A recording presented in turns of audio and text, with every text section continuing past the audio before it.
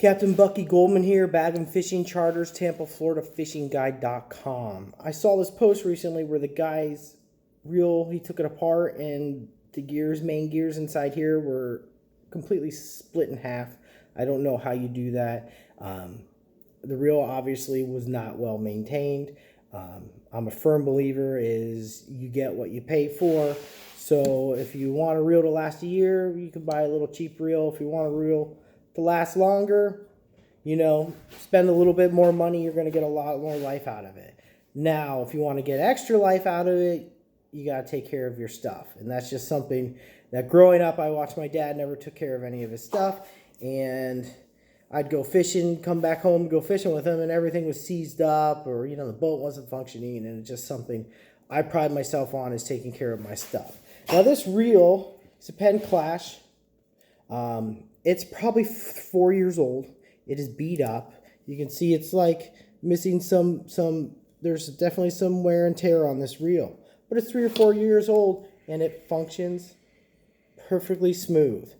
Every time that I get back, when I get back from a fishing trip, I take my rods out, I prop them up so the reel is sitting upwards, and I rinse them with the hose. I do not use the jet spray. I do not force water into them. I'll use the mist or lightly shower them off, and then afterwards I will dry my reels off. But I will take it, flip it upside down, and make sure I get any water that is out on the top that falls underneath this the drag washer right here.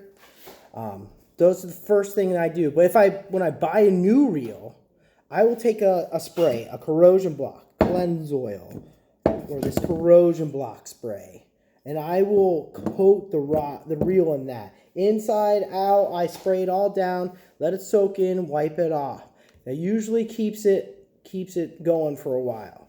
So if I want to clean my reel, the first thing you do is I spray the outside again, wipe with some cleanse oil, and I wipe it down, make sure the outside is looking nice and clean. I spray the roller, make sure the roller and the bail is still functioning properly. Every once in a while, I can take this off and grease up the little spring in the thing, but be careful in the bail spring, because sometimes if you take the covers off, your spring will disappear, and then you got a serious problem. But you unscrew this off till it comes completely loose, and you should be able to take this right off. Spool comes off. So then first thing I target now is the spool. I make sure this rubber on here is not corroded. I clean this off, spray with corrosion block. I look in here. You can see these washers on top are a little corroded, but the reel is, it's 4 years old.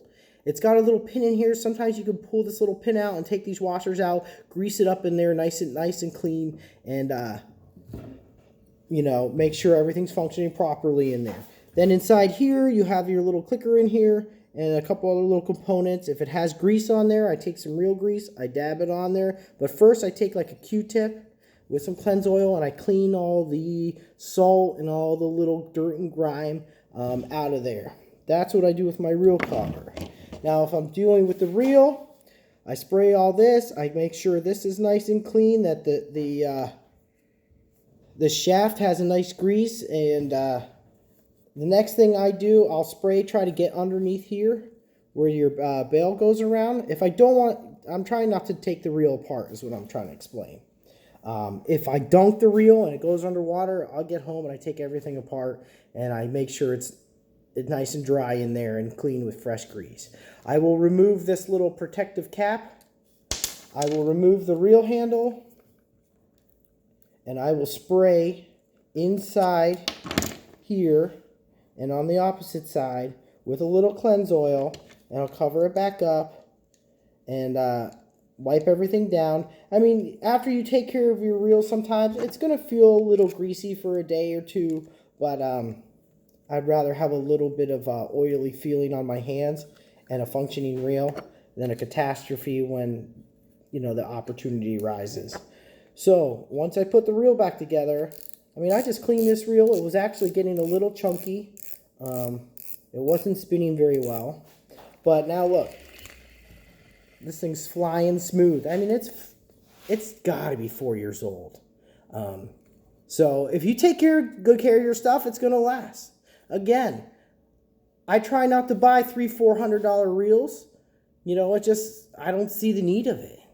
I think this reel's anywhere from 125, 150, maybe a little more. I usually go online and find better deals because I don't have a reel sponsor. But I use Penn. I got tired of using Shimano. All my Shimanos, unless you were spending $300 and something for sustain, they all ended up crapping out on me after a year. Even if I try to maintain it as much as possible. They used to have some old Stratics that were white with a brown wooden handle. Those things were bulletproof. I miss those reels. I had one for like 15 years, and it finally ended up dying. But again, that's what I do to maintain my reels, and I hope you enjoyed this video, and you have a good day.